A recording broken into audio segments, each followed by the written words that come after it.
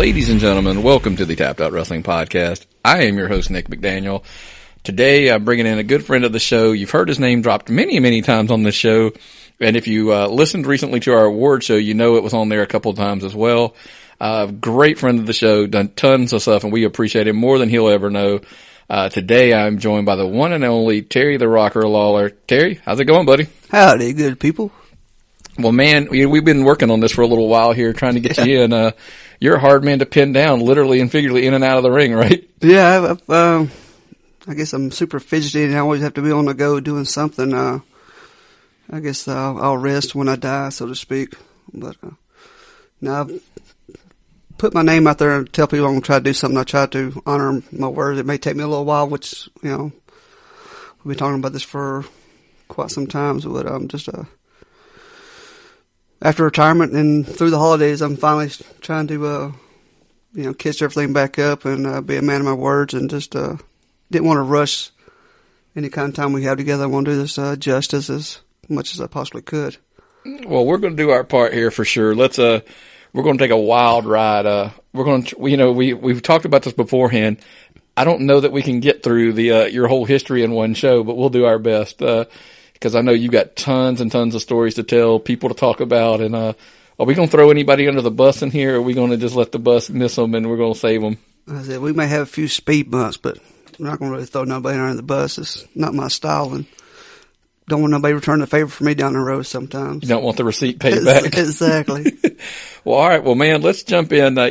We, first of all, full disclosure here, we've known each other quite a while. Yeah. Many a lunch table. We've shared this story before on the show that, we shared the lunch table and talked about wrestling when we were a little bit, would you say we were a lot younger in that day? Yeah, to say the least.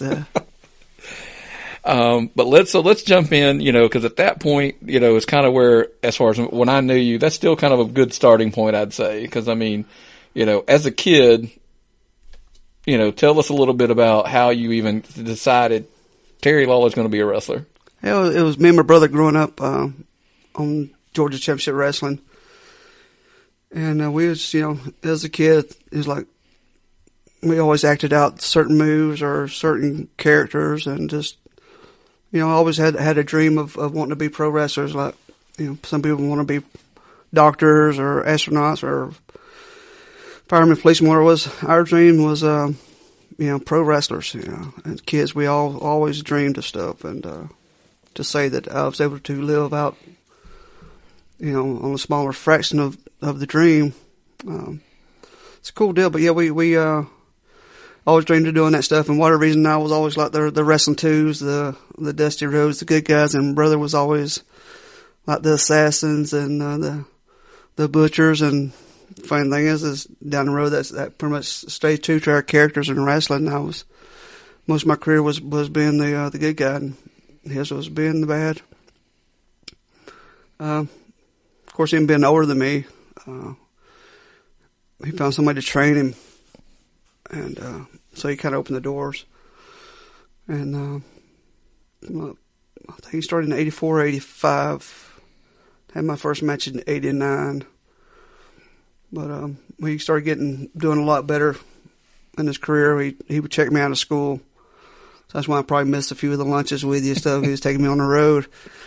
And just hanging out in the locker rooms and being on the road. Started taking up the cameras and doing photography work. So I do some just action shots just for personal keepsakes. And then I was actually for some of the guys, like their promo pics. And then some of them got used in programs for like Jerry Blackwell's AWA Southern, which ended up becoming Southern Championship Wrestling, and then Jody Hamilton's Deep South. And that's kind of opened the door for on a small scale, of just being that guy, the little kid with a camera, taking pictures and, trying to stay out of the guys' ways, but also not even realizing I was learning, the best part of wrestling, the psychology and how things are put together. And then, early part of 89, brother did some workout training with me.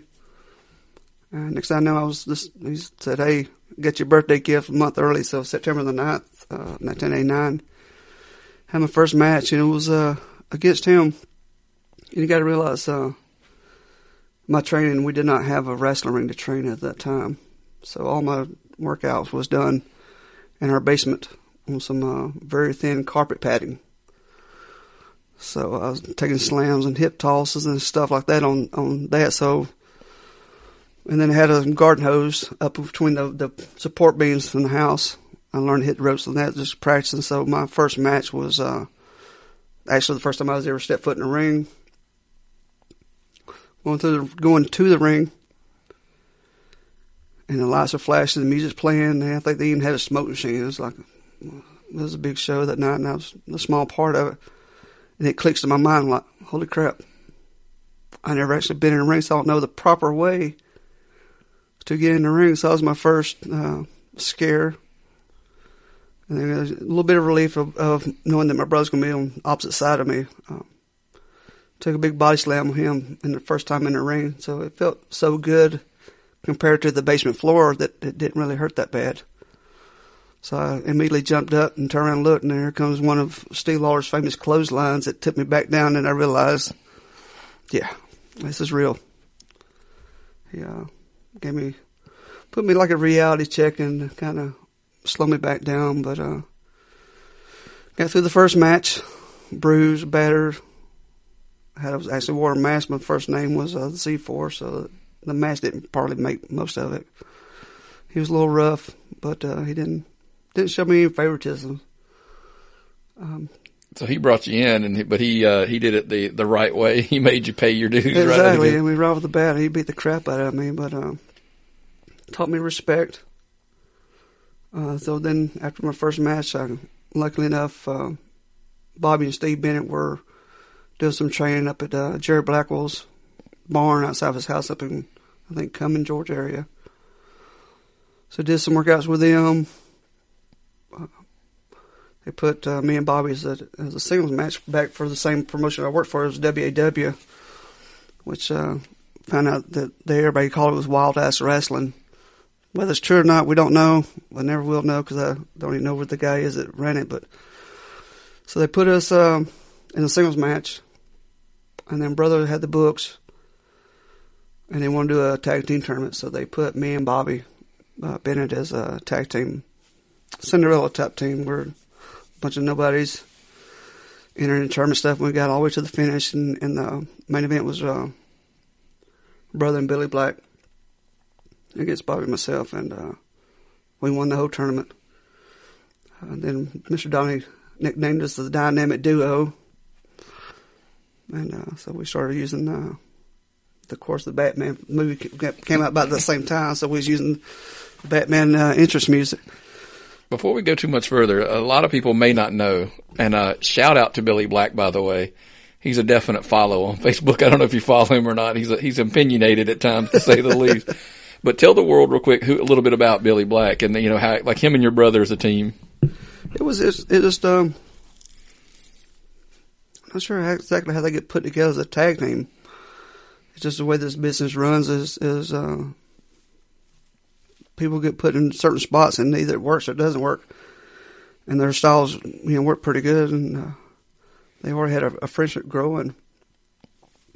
And I don't know, me and Billy actually became tag team champions later on down the road. It's just the cycle. You're going to wrestle somebody for a while, and then you may tag it with them, best friends, enemies. It's just a rotating spin cycle of friendship. But Billy was a pretty tough guy. He was Japan, and him and Joel Deaton, and then put him and my brother against stuff. I've learned you can learn a lot in the ring, whether you're against a person or tagging. So Billy helped me out a lot over the years in certain areas of my career stuff. And a lot of guys, as I've always said, my brother was my initial trainer, and then Bobby and Steve Bennett helped, and then Bill Eady, and then Nate Busick. But pretty much anybody I got in the ring with, I would consider them as a teacher learning tree. Whether you learn how to do something right or how to do it wrong, or learn what worked and what didn't work, you should still be learning in this business. And if you quit learning, then maybe it's time for you to get out. All right, you mentioned a couple of names, and we talked about this a little bit off air, but I want you to share a little bit about what you picked up from Bill Eadie, because I thought that was pretty interesting when we talked off air a little bit about it. Yeah, Bill was he showed us several moves, and I realized that I came back with him. Brother was starting to train. And I don't mean to cut you off a little bit. Tell the world Bill Eadie, because they may not recognize the name. It's either the Mass Superstar if you're there in the South, or Acts of Demolition. Is the same guy, Bill Eadie. He's a highly respected guy, a very knowledgeable guy. Soft-spoken, but a big man. He taught us of several moves that nobody really used anymore. Back then was like a neck drag, the wrist drags, the true Irish whip. But then he broke it down of when you get in a wrestling ring, no matter if it's been set up for years, they're always going to be different. Each ring's going to be different. The same ring can be different from every match, every show. That's why you want to check the ropes to see how tight they are. Check for any kind of wire sticking out of them or bad spots in the ropes. Walk the ring just to see if there's any loose boards or any holes, broken pieces. Anything that could do more damage than what you're already going to be doing in your match. And, check the turnbuckles. And basically it's just get a feel for your environment before you go all crazy and hurt yourself even more. And that's the kind of stuff, like I said, as a fan, you never even think about. And I asked you when you said that, I'm like, oh, is that why you kind of you kind of hopped around, check, like bouncing a little bit on the ring. And of course, I always see you go to the turnbuckles and you kind of straddle the and kind of, the ropes and kind of pull back and forth. Stuff like that we never think of. You're like, is he loosening himself up? And you're like, no, it's a double thing. You're probably loosening yourself up, but you're checking that ring as well. Yeah. So I was on a ring crew for a long time. So I've had a lot of knowledge of the ins and outs of the rings, where the sweet spots were and the bad ones or whatever. But even then, he drilled it into our heads that always check it out because it will change, Just one hit of the ropes, it could pop it, loose it, and then somebody's like, he always taught us how to, when you hit the ropes, make sure you grab it when you're, when you're hitting stuff, just in case the rope does break. And I never became a reality to me till I was over in Carrollton. It was a Peach State Wrestling, and Wrestling 2 was doing TV tapings, and threw a guy into the ropes, and then the guy hooked it, but the top turnbuckle broke, and the guy went flying toward the front row, and the only thing that saved him from getting any hurt was he actually hooked his arm and grabbed the top rope. So it's a safety factor in more ways than one. But after that memory popped in my head, I'm like, wow, that's it. Sometimes it doesn't sound logical until you see it in person. It works. But didn't realize how many people I was actually lucky to come up in the sport with, and there was a lot of those good names. Well, and you brought up Nick Busick as well, Big Bully.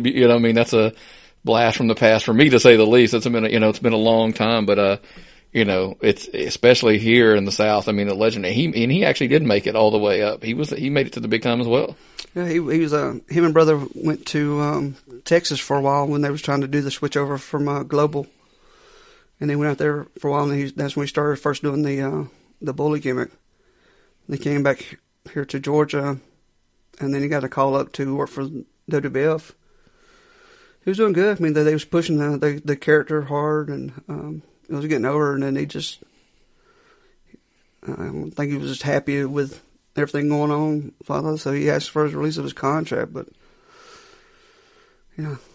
sometimes it's not all about the money or the fame. It's you got to be happy within yourself. So, just saw a couple of videos on Nick now where he's a 2-time cancer survivor. Mm-hmm. So, I got my Big Bully Strong shirt at the house. I was happy. He actually came down, did one of our test shows for us. And so I actually got to tag up with two of my turns, brother and Nick, to take on the Convicts. And so it's always an honor to spend time with those legends in the ring, and then learn from everybody, and whether you're in a match or not, just sit down and just listen to the people talk. And sometimes you can learn a lot about wrestling and life in general, and just by listening. And then through osmosis down the road, which we'll get to later in this episode, you find out you're passing it on. And by the way, then that generation's passing it on. Yeah. We talked a little bit about that before we went on the air as well.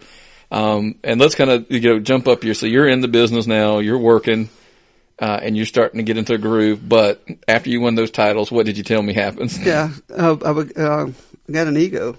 I mean, all it was basically a card tag on a piece of leather, but in my rookie year, I was already a champion. I got the ego and the big head. Got where I just thought I was better than what I really was, and didn't want to do good business, so to speak. And then by doing that, I realized that I wouldn't get a lot of bookings, except for that one promotion. And so I realized that it was my attitude so I pulled myself out of the wrestling ring. Would go on the road and doing the ring music. It was back when Georgia All-Star that eventually became North Georgia Wrestling had a contract with doing TV tapings and sparkles. So I get in the booth and I do the music, the smoke, the lights. And I started going to house shows, and it's back when Mark Bagwell was going as Fabian.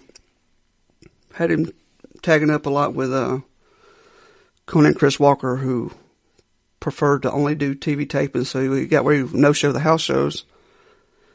And luckily, the one time I was close enough to the house, I went and got my bags. So I missed that rule number 1 of always taking your bags, but luckily mine was close enough I could go home and get it. Came back with the right attitude that I just wanted to wrestle. Win, lose, or draw. I just wanted to wrestle and have fun. So I put me and Mark together quite a bit, and from there I was, doing good, still doing some, undercard rookie competition work, putting people over. And when I was already shaving my head, brother decided he could shave his head a lot closer than mine, so not to be outdone, I shaved mine to the point where I was almost bald, it felt like. The hair started growing back. I was still doing some work with North Georgia when Bonnie Blackstone and Joe Pessin were doing the Superstars, 8-hour broadcast of wrestling after wrestling on here out of Atlanta. And Bonnie looked at me and she's like, "You look like a young Elvis. You should try to do something with that." So lucky for me, I had a bunch of Elvis albums because I'm not a fanatic, but I love Elvis. So I started going through all the songs and trying to figure out what name I could pull out of to not to be so much of a honky-tonk man type book. So I looked at it and found Jailhouse Rock, put an ER on them, and it just sounded good, Jailhouse Rocker. So I made my whole look based off of a younger Elvis. No jumpsuits were allowed in my look. And I just, I guess being a fan of Elvis, I felt the character. So I became one with the character and just had fun with it. And I started getting a big push on TV, and all that's due to Bonnie Blackstone making that one comment. So between that and, like I was talking earlier, it was like the right place at the right time. I came in with the right attitude. Somebody didn't show up, had my bags, and just kind of fell into a spot. And still at the time, I was still not using the Lawler last name because I didn't want to try to ride on my brother's coattails for whatever reasons. I wanted to, make it on my own. So I ran the rocker gimmick for a long time before it finally came public knowledge that me and brother were actually kin. And once it came out, it was still funny that a lot of the people thought it was just a work. They didn't really think we were kin. So it's like, people try to make people believe they are brothers, knowing they're really not. We were doing the opposite. We were really brothers, and nobody wanted to believe it. But so that's either a good thing or a bad thing sometimes. Brother had a habit of getting us into bookings and sometimes getting us out of bookings just for being himself. But another opinionated man, to say the least. Oh yeah, he's very opinionated. He's always been had the gift of gab and of the two of us, and I've always been the kind of the laid back, quiet guy for the most part. But like I said, now in this area I grew up, obviously we were talking about earlier, Steve Lawler was the Brawler. I mean, and then he was, famous in this area. And, I appreciated you you didn't want to ride his coattails. You didn't want to say like, hey, I can, I'm going to make it because he's my brother. You kind of went out on your own and did your own thing. And then, kind of it worked up. But like I said, you joked about it when you finally come out and say like, we are brothers. Everybody, it's, you work yourself into a shoot sometimes and you shoot yourself into a work sometimes. But it's, that nobody believes it. And I'm like, do you not see it? Can you not look at them and tell? Yeah, we were, the story is we were at the circus, Ringling Brothers Circus, with his daughter and myself and his wife at the time. We were sitting there and a lot of people didn't know that we actually tagged up prior to that. When I was doing the like a Japanese style gimmick, full body suit, full covered mask, and he was doing the flame here for North Georgia. I just needed a break from doing the rocker gimmick. I'm not getting totally burnt out at the time. I just, other stuff going on in my life, so I wanted to, reach out to my darker side. And so we were tagging up, and then we were sitting at the circus, in between whatever act it was, saying, hey, let's make this public knowledge, that we're actually brothers. Then we was trying to, come up with what kind of name to use that won't take away from either one of us. And so I just came up with the idea. I just used both our nicknames, came up with the Rockin' Brawlers. And it worked. And then sometimes I actually would take that other place and I'd put the hood back on and just run under the name as the Rockin' Brawler for people like Greg Price and all over the Southeast. But it was just, and we could bring it back together as tag teams. But we were tagging for a while, and I was doing North Georgia, and I would tell anybody that's a wrestler, if you're not happy with where you are in that point in your life and in whatever promotion you're working for, wrap it up as quick as you can and get out. If you're not happy, it shows in your styles. And the fans know it. So if you're not feeling it, whether it's your character or just what spot you're in, if you're not feeling it, and you can't come to terms with agreement with the promotion to make it where you are happy, and then it's just best to leave. So that's what I did. I did bad business. I didn't give them a warning. I was their champion and just left. I just walked out and never came back for a while. Just had to find peace within myself. And fast forward to a year or so down the road, went to one of their shows. Brother was the champion. We talked it over with everybody's stuff, and I, came to terms agreement and happy. And then I stepped in the ring because nobody didn't show up. Here you go again, be in the right place at the right time. Beat Brother for the belt. And fun thing is we were in between TV tapings at house shows and stuff, and so I would go over to house shows, get paid to show up to promote being the new champion like that and get paid. But, I found the happiness, and you just got to be happy with yourself above all, no matter how good the money is or how much do you want that spot. If you're not happy, it's, in my opinion, just leave. And that happens currently now. You hear guys that are walking away from WWE, they got big money contracts guaranteed or whatever, but they're still walking away because if you're just not happy, go do it. Go find what makes you happy, because if you do that, trust me, you'll be marketable again. They'll call again. Just, go do your thing. I mean, Cody's the big example right now that you always hear about. He went out on his own, so totally, it's something that's still to this day, I guess. And there might be some of that because, his dad had a big thing about that, Dusty, who we'll get to in a minute, I'm sure. It's a weird thing. I mean, happiness outweighs everything else in life. It's more, happiness should be long term and not something you can band-aid with a quick fix of money.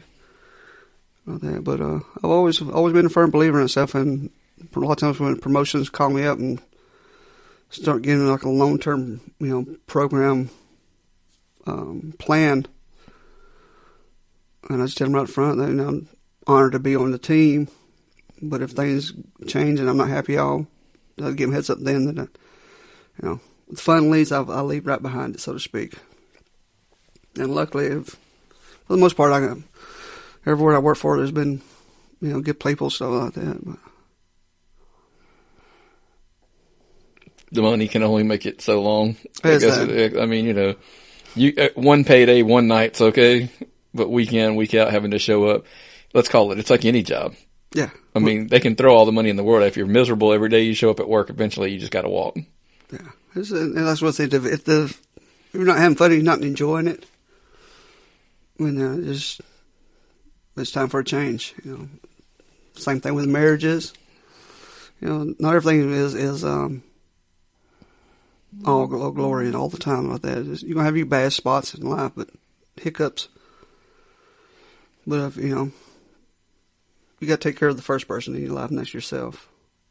Absolutely. And now let's push a little bit more. We're going to push on the gas a little bit here, a little bit. Where's the next phase? Your the rocker, gimmick's going. You push on. You got you beat your brother. Take the belt off of him. Where do we go next? I'll say I was early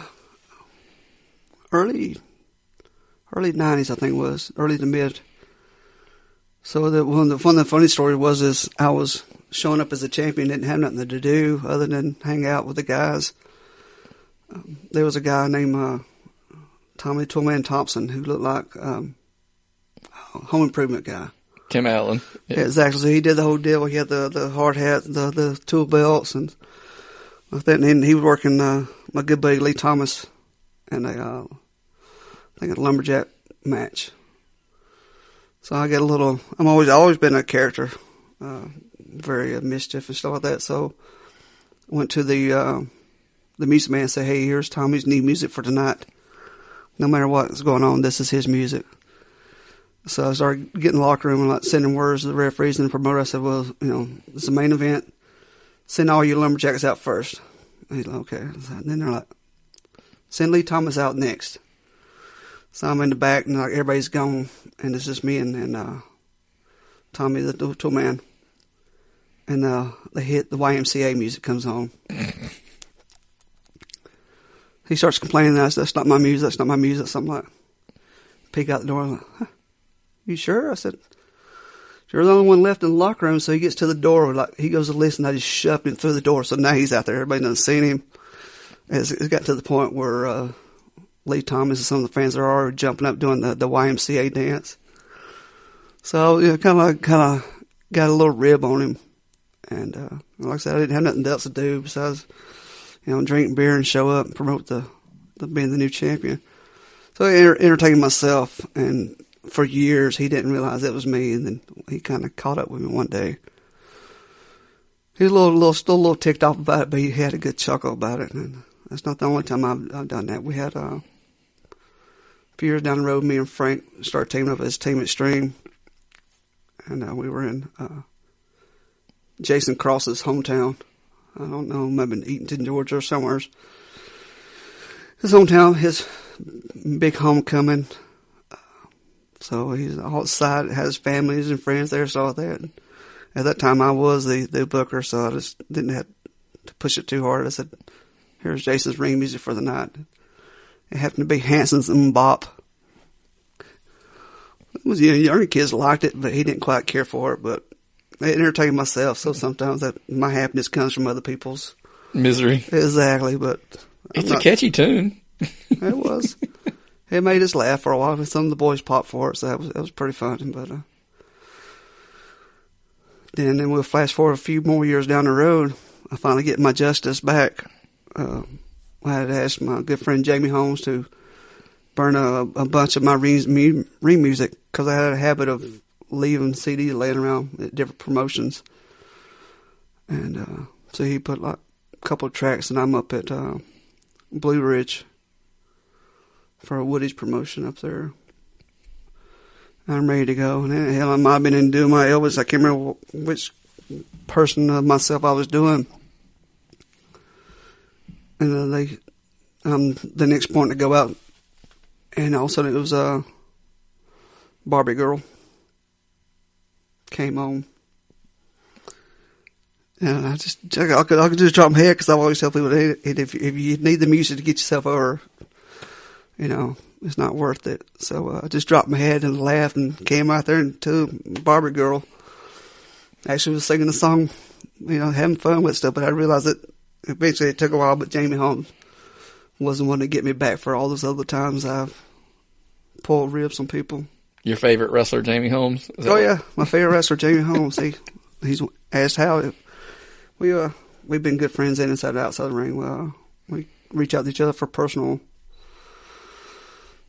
companionship and answers for issues going on, and plus on the wrestling side. And then when I was in the hospital a few times that wasn't advertised, he would have come by and see me in the hospitals and sneak in even after hours to check on me. So him and his wife, and so he's been a good friend in and out of the wrestling world, those are kind of hard to find.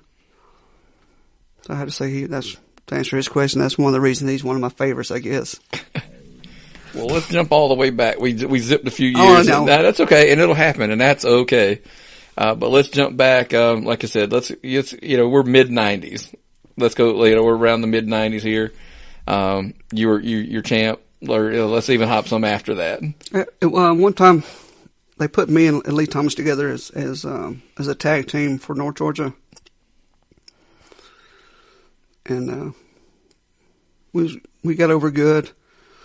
Doing TV tape and stuff, and apparently they had told Lee not to go around the fans, high five the fans, because it's cut down on time for TV wise, and nobody told me that. So I was doing the high five stuff, but you take care of the fans. That's the reason we're there for. A paycheck helps, but without the fans, there would be no us. So without fans, there wouldn't be money to pay everybody. So above all, the fans control what we do. So we're out there high-fiving the crowds, we're getting over stuff, and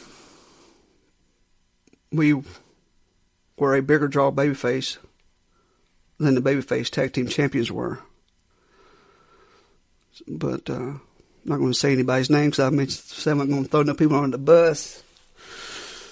But they were also the bookers and the tag team champions, so we were getting a better fan reaction than they were doing, so logic came that they split us up.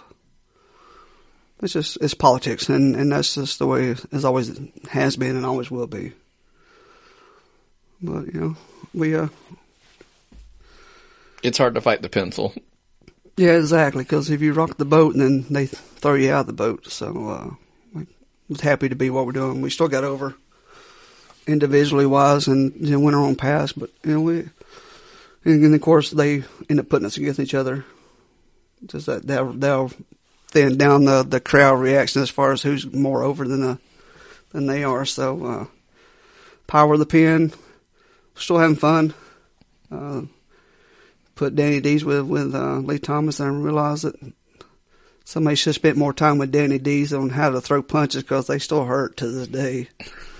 So I learned to put, like I do my brother, put him in my corner. It's better to have him in your corner than across your corner from you. Tough love, that's a whole new meaning to tough love. But yeah, we was mid-90s. I got where I wasn't happy with the North Georgia productions going on and just the way everything was going. I left. Lee Thomas left. At the time, he was Scott Studd, but everybody knows him as Scotty Riggs. Yeah. He left. I don't know if I mentioned my brother, but it was a big majority of the TV crew left. Because they gave us... We never had contracts. There's no such thing as real contracts on the independent scenes. But there's another promotion down the road that was not running against them, but running opposite of their schedule. And Sammy Kent said that if you work for them, you can't work for me. So they were paying good money. Plus it was having fun. And that's a whole lot I keep saying is not having fun. It's time to change. So a lot of us left. The bigger part of their over TV crew left for happiness. But it's like the guys leaving WWF to go to create the NWO. By us leaving it opened up spots for some of the other guys to get built up and put in a better spot than what they were in, and they deserved it. So it helped everybody in the long run. We found happiness. The guys that got left behind found better spots.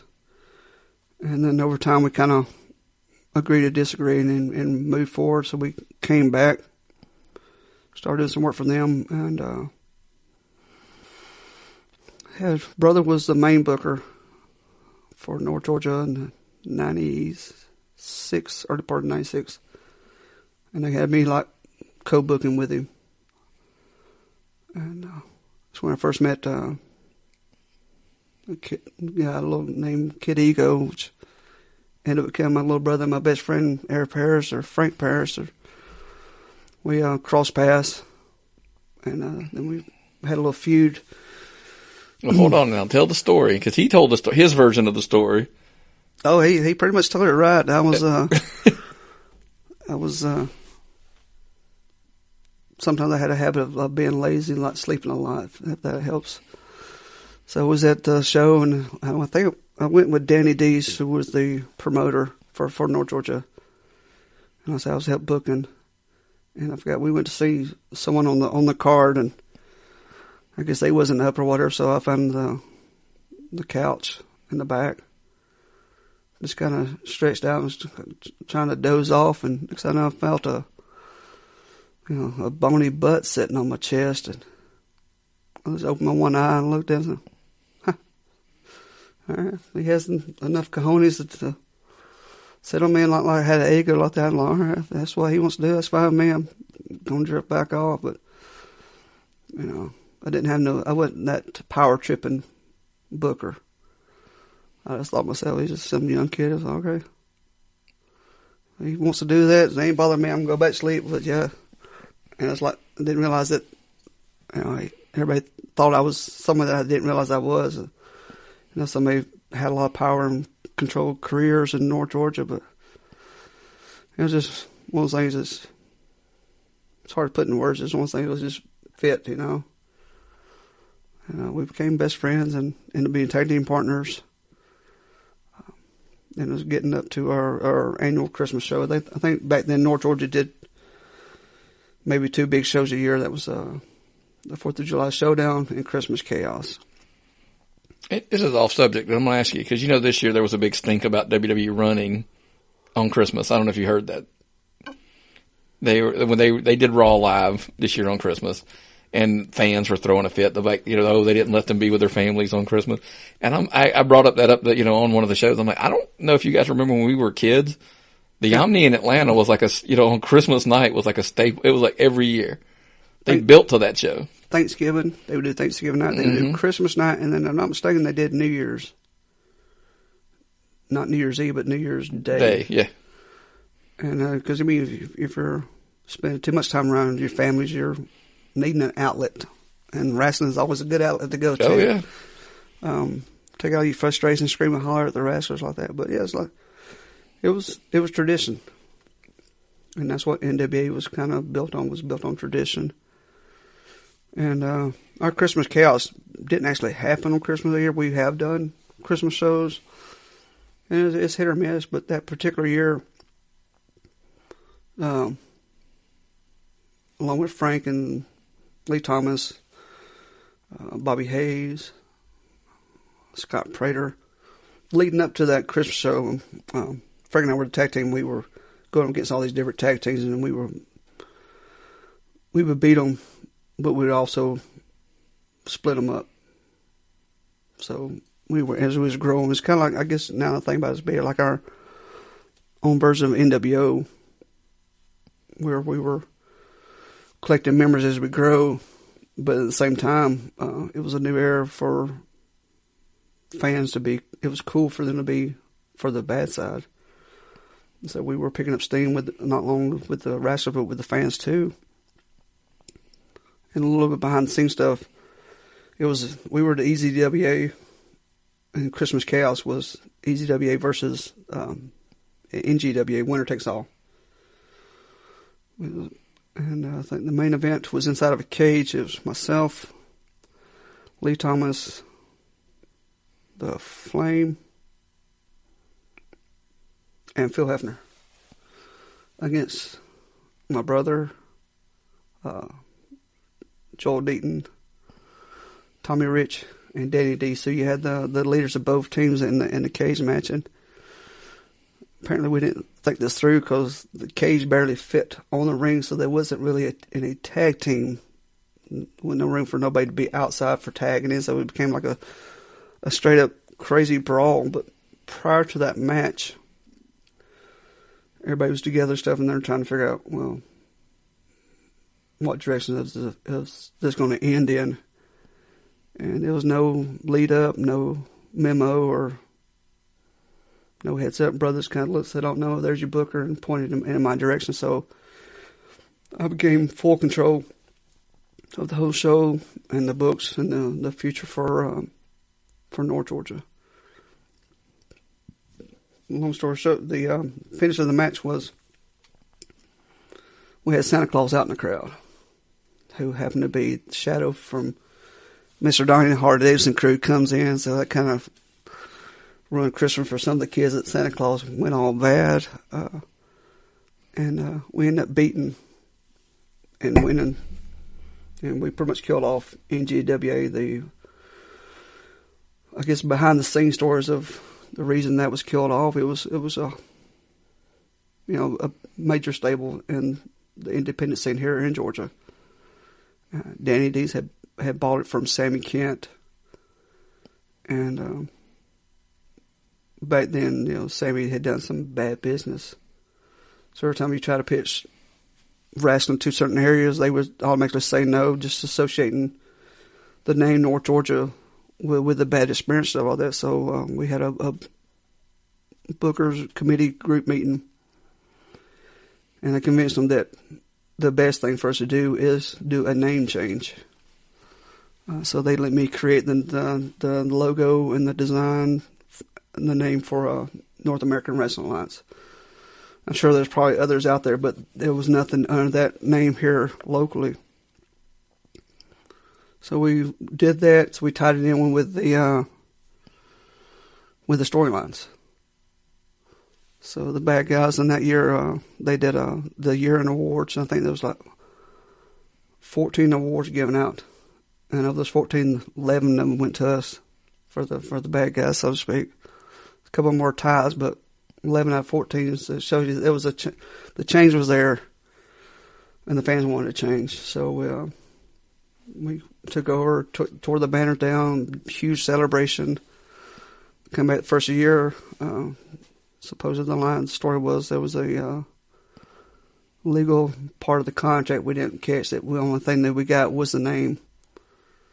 And so they came out with a new logo and the new banners, and of course new merchandise, which just went all crazy. So the promoters loving that because he's making extra money off the promotion like that. But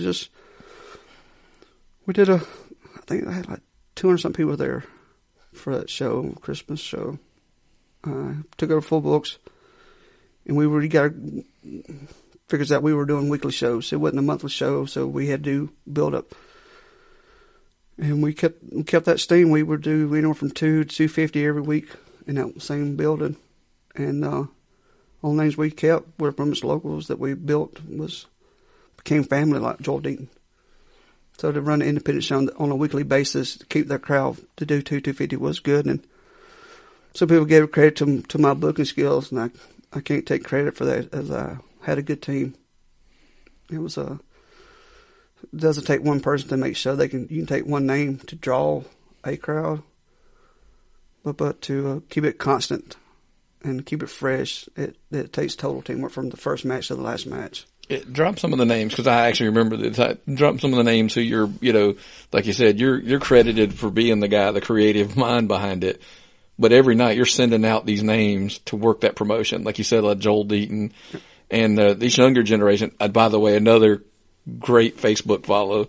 I follow him because he puts up some great pictures, like you said earlier, with him and Billy Black in Japan and stuff like that, showing some of the work. And it's just hard sometimes as an older generation guy to look and not, some of this younger generation don't know who these guys are. And I'm always like, follow this guy on Facebook, follow this guy, on Twitter, wherever you can find them. Because the history that's there is just amazing when you see these pictures coming through. But like I said, like a Joel Deaton walking out there. Yeah, we had, Joel actually was a champion for a while, but he was like an international star we had, on his card. But we had David Young, Bobby Hayes, Jason Valentine, Lee Thomas, Dusty Dotson. You had Kenny Arden, you had Frenchie, John Arden. I'm trying to think, Air Parris, Scott Prater, Dusty Dotson. I mean, it was just, a lot of the people who were still fresh, a year or two out from the North Georgia TV tape and stuff like that. And it was a good team, easy to work with. And then of course you had some of the other guys come in. Billy Black would come through, and we of course brother and all that. But we didn't have to book huge names to make a successful show, because we were homegrown, and the fans appreciated it because they kept buying tickets, and we kept producing good quality stuff. And it was, like I said, it was a family in and out of the ring, and it was, luckily there wasn't real no egos. Everybody knew the common goal was the show, not just a match. It was about the show. So anybody can sell a ticket once, but to constantly sell them night after night after night, show after show, you have to be doing something right. And I think it goes to show the level of, we always talk about this, even now, it's the story. It's keep the story going, and, they're hooked, and they want to see the next chapter and the next chapter and the next chapter, versus, like you said, it's easy to go, hey, we're going to bring X name in, this big name in, and everybody's like, oh, I want to see him. But then next week, if he's not, or 2 weeks from now, if he's not there, or in a month when he's not there, the next show doesn't draw, because, you don't have that guy there. But if the stories are constantly good and evolving, then it does work. That was a huge challenge when you're doing weekly shows, to keep it fresh for not only just the fans, but also fresh for the wrestlers themselves. And like I said earlier, at the time they were doing 2 big shows a year, which would be the 4th of July and Christmas. And so we started getting more creative. We did St. Valentine's Day Massacre. We did Memorial Day Madness. The 4th of July show. We did Halloween show, like a Tournament of Terrors. And then Thanksgiving Thunder and Christmas Chaos. So we started, they wouldn't say they were our pay-per-view type stuff. They were our big shows to blow off, or, changing stuff around, or talent, or like I said, just keeping things fresh. So it was always fun, because I was, myself, along with David Young, we were sitting down and designed the T-shirts for those shows and stuff. So it was fun, and that's why we stuck around for so long, But and then people leave, people come, but the main thing is take care of the fans, because they'll take care of you in the long runs. But had a good crew at the time. At one point I was booking for North Georgia, and then I was also booking for FWF. And the third promotion slips my memory, but at one point I was booking, 3 different people, 3 different shows a month, and some of those being weekly shows. So it was starting to burn me out on my mind to try to keep the show separated, and still keeping creative control for all the guys, and then kind of keep it fresh. And then we were doing some training up in White, and I brought on David and Frank to help with the training and all that. And then I can't remember what it was. I got burnt out, and I didn't listen to my own rule of not being happy to leave, and I was kind of let my emotions get control of a match, kind of show the side a lot of people get to see, which is not a dominant side of me. I just kind of showed my ass and did bad business all the way around, and ready to fight whoever wanted to cross my path that night. And luckily they were going different directions, crisscrossing. So the next day I realized I burnt myself out. So I gave up the books for North Georgia, and left to be happy stuff. I can't remember. Then the way it works out, you get your head, everybody back in the game plan, and like a year or two later, worked out, came back, took over the books, and then I think it was been '99. I think Danny finally sold everything to Ted Allen. Everybody just kind of went their own way, stuff like that. But had a good crew. No matter how good the crew was, I was getting burnt out, so I had to reset myself, which in this business is nothing new. You reset yourself, reinvent yourself, take a break. Like I said, you might miss a spot here and there and stuff, but you're doing it. Keeping it fresh, he'll come back to you. But for 28 years, I've been a lucky guy. I never was a great wrestler. I've always said I have that Dusty Rhodes type feel. I wasn't a great wrestler. I was able to connect to the fans. So I'll say it once. I'll say it many times over. Without the fans, they wouldn't have been no us, or they wouldn't have been me, the wrestler. Well, I'm going to back up and ask you a name. You said the name, and I know how much it means. But Ted Allen, kind of tell, about a little bit beyond that quick, when you hook up with Ted Allen, from that day going forward, what does Ted mean to you? So, Ted and Billy Starr were running the Nightmare gimmick for Jody Hamilton's Deep South, the first original wave. Excuse me. I was doing photography work. So doing ringside and all that stuff, and I've just always been a fan of masked wrestlers. Wrestling 2 being my all-time favorite one, and just made a connection. So they were the tag team champions. So they had a huge trophy, so they always get it introduced and hand me the trophy, and then I take it back and like that. So we just the friendship started slow, and they showed me a lot of love and respect, and just over the years. Ted left Jody like brother did, and a few other guys did. Started working for Jerry Blackwell, and him and brother and John Michaels were the Bad Company, and just got to know Ted some away from wrestling. We go out to eat, and Ted was always like super cool and nice to me. When I still respected him, and he showed the respect back. And when I started wrestling, one of the places that came in, besides where I started out wrestling, was Ted was running Peach State Wrestling up in Rome, Georgia.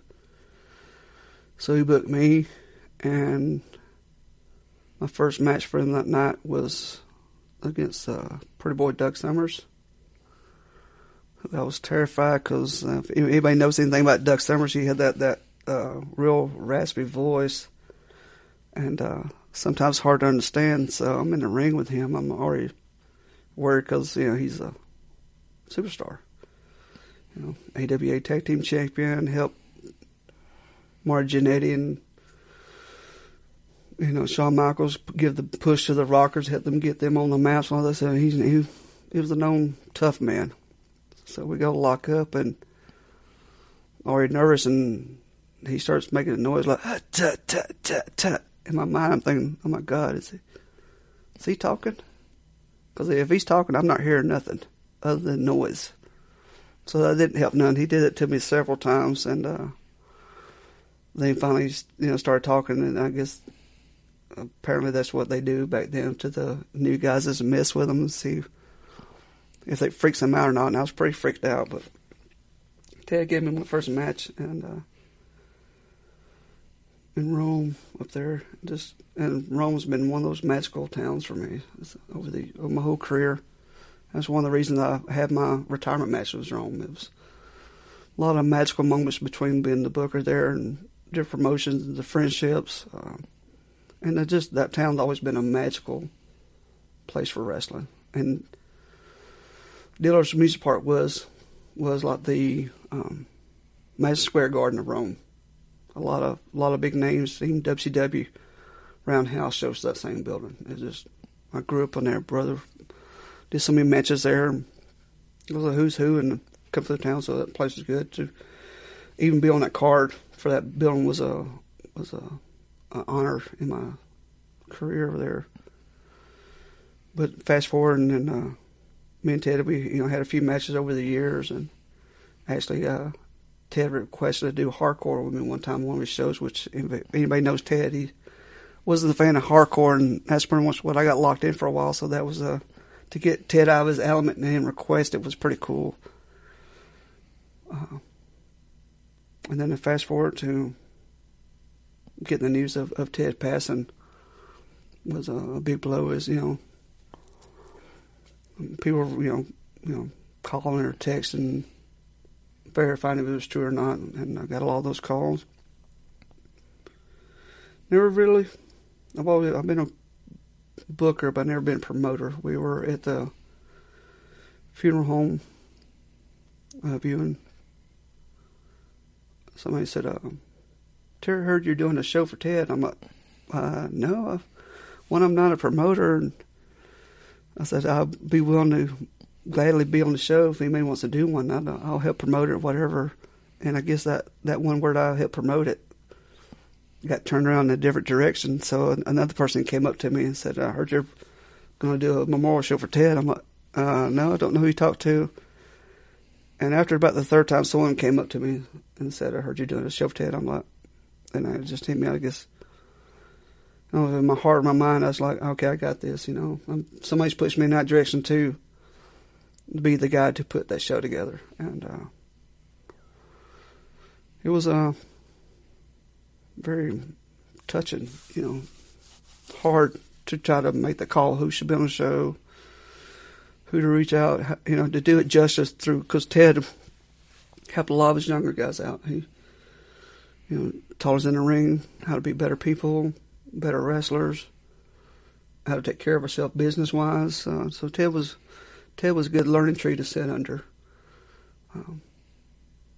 So then we had this show booked, and had a lot of legends wanting to be on the show, and Brad Armstrong agreed, and all the money was going to be raised to go to Ted's mom and his girlfriend get part of it, and then the part that went down to the Gulf Coast Wrestling Reunion, which Ted was a big part of, and Ted would help. They had a jar, take donations to help others who were down on luck and needed money for transportation or hotel or pay for the dues. So Ted was always that guy to help out.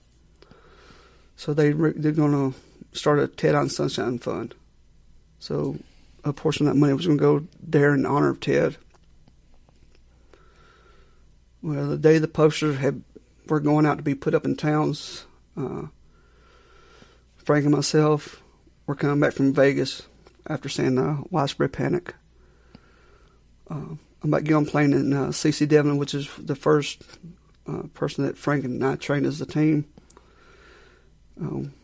His sister was dating Ted, and he called and said, we lost the building. And like 10 minutes before I was supposed to get on a plane to fly back to Atlanta, so that was a miserable 4-hour flight back, and trying to figure out what we're going to do next, and so it was supposed to happen in November of that year of Ted passing. I think it was around his birthday when we was going to do the show we had planned. I just lost the building for whatever reason I can't remember, but so we had to regroup. So I had all these people committed to doing that show for that date, and luckily I was able to duplicate that whole card in the posters, and everybody agreed to regroup in February when we raised, I think, maybe $6,000 and some change that show. And we had a lot of the younger guys. I mean, like people throughout his career, and like Scrappy McGowan. We had like legendary refs. Mr. Atlanta from there was another mask guy here known in the Georgia area stuff, and Brad Armstrong, and Ted's last true protege, Kyle Matthews on the show, and Chip Days and Jimmy Rave, and Bailey Parker Sarge was on the show. Ted's original partner, not original partner, but the Nightmare Billy Starr was there. Jimmy Powell, so it was a nightmare. So I mean, it was an honor to have all these people come together to pay tribute to Ted. And we did 3 successful shows for Ted before, it was getting hard to find buildings and permit centers. I think for a total of over 3 years we raised $13,000 for the Ted Allen Sunshine Jar for Gulf Coast. So, and then like I said, I was just the guy driving the bus. I opened the door and people would get on the bus, and we, gathered steam as we went, and had 3 great successful shows in my opinion, and we did good. And I was that one year I was awarded the Ted Allen Award for the Georgia history. So that was an honor. So I didn't ask for these spots, but I was honored to, I guess, lead. But I had a great team. We did it as a teamwork. There's not an I in that whole team there. So, well, I'll because you're not going to say this, so I'm going to say this. That's actually one of your legacies in wrestling, is that you have given and given in between, the Ted Allen shows, and then you'll do any charity show for a kid, for a school, for raising money for cancer awareness and fighting cancer, anything. You're always there. You're always leading the charge in any way, form, or fashion. And that's and I've asked, 100 times, I'm like, there's a charity show, have you called Lawler? They're like, oh, we already know he'll be there. We haven't even called him yet. He'll be there. And so, I mean, to me, I think that's a testament to you, and that's kind of part of your legacy in wrestling.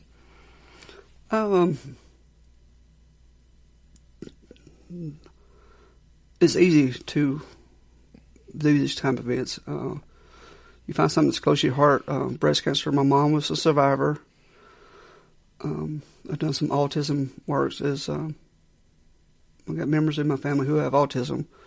Randy Rhodes asked me real early on in my career. He was doing MDA Kids Camp, and I think at the time it was in Winder, Georgia, and it's where all the kids with MDA, muscular dystrophy, is their week camp. There's their getaway. It's just kids in wheelchairs, and those are still able to walk, the staff, and that's it. So we would do like a night of entertainment.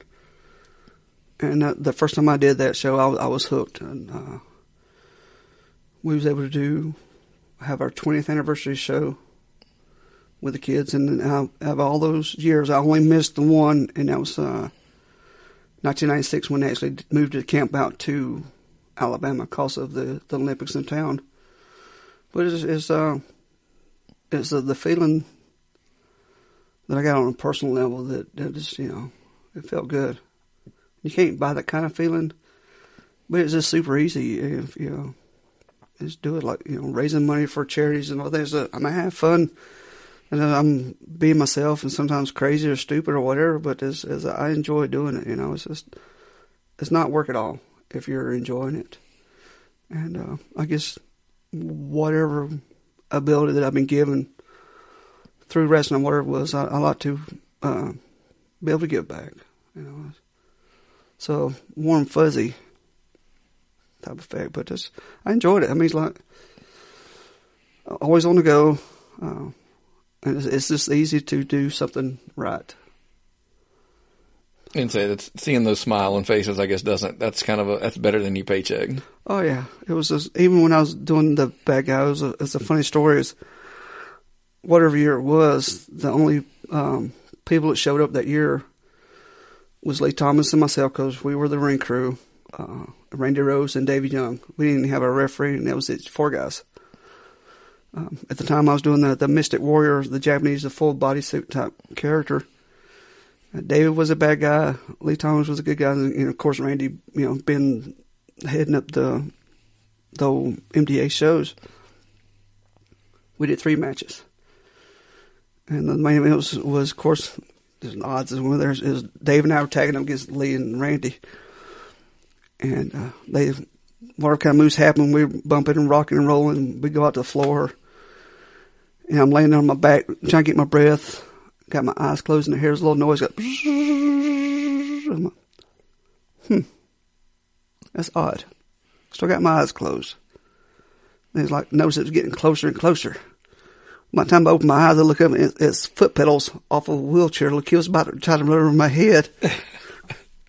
You heard the electric wheels there? It was the electric wheelchair. He was about to run over me. So then me and Dave starts crawling around the ring. and I feel like an extra tug of weight coming with me. Stuff. I look back, and one of the kids who was still able to walk at the time had grabbed a hold of my waist belt, and was dragging him halfway to the ring. I screamed out to David. I said, "I caught one."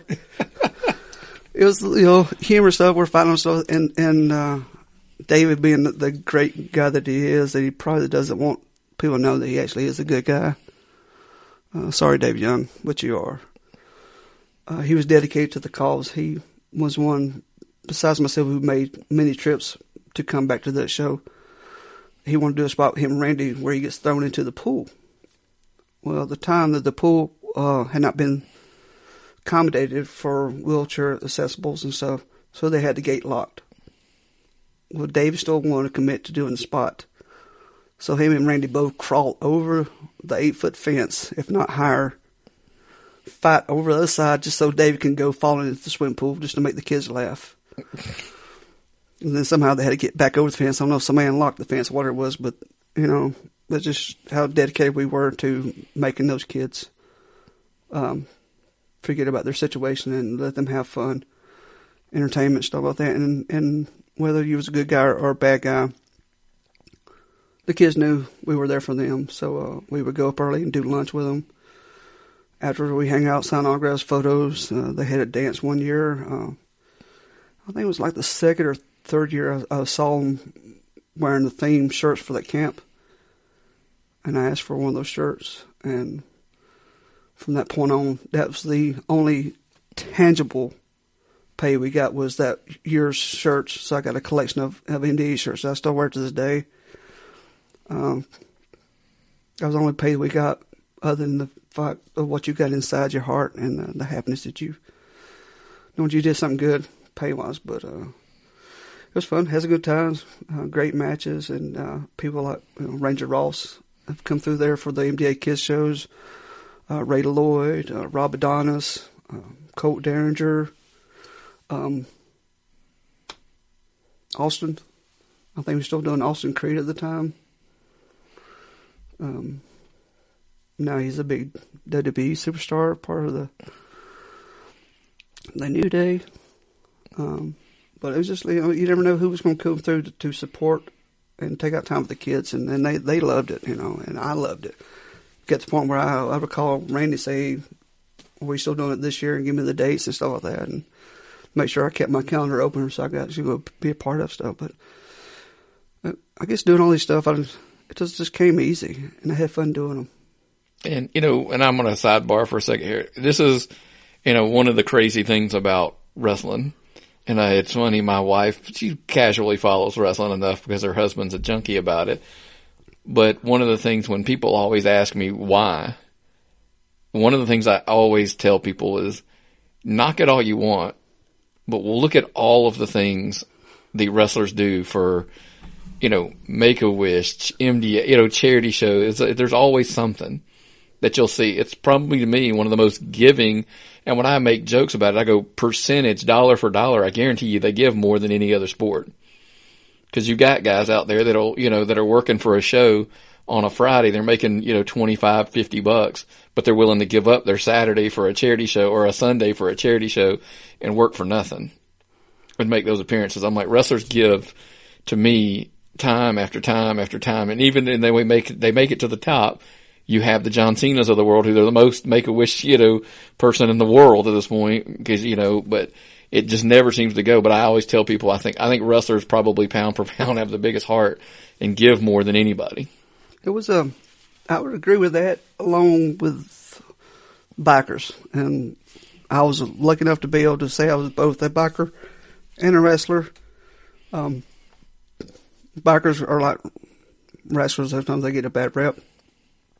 But if you was to break it down and drill into what they do for local and national communities, they're like, if you was a group of us all together, like I said, we would bring in some of the top dollars as being non-profit organizations, and you got all these big wigs who have in a budget to give money for tax write-off. We were doing it because it was the right thing to do. Right.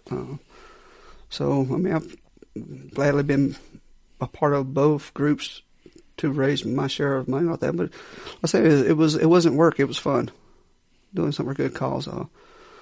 And my brother was a Shriner. My pops was a Shriner. My granddad and they were all Masonic members. As a young kid, the Shriner Hospital helped me out with health issue I had as a kid.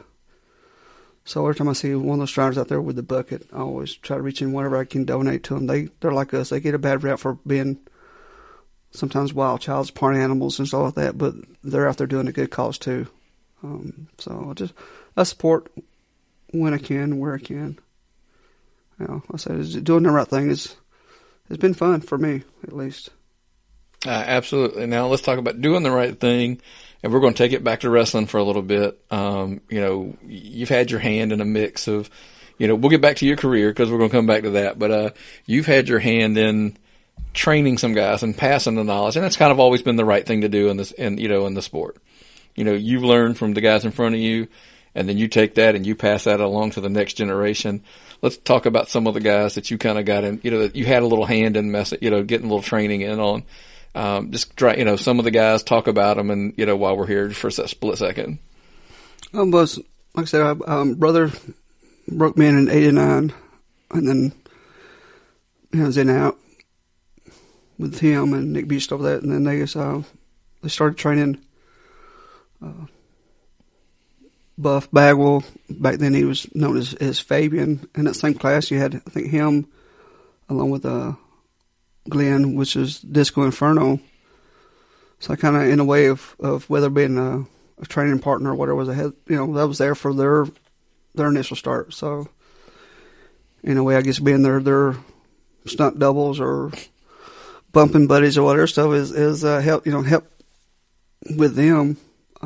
Ashley Clark was one of the Blade convicts.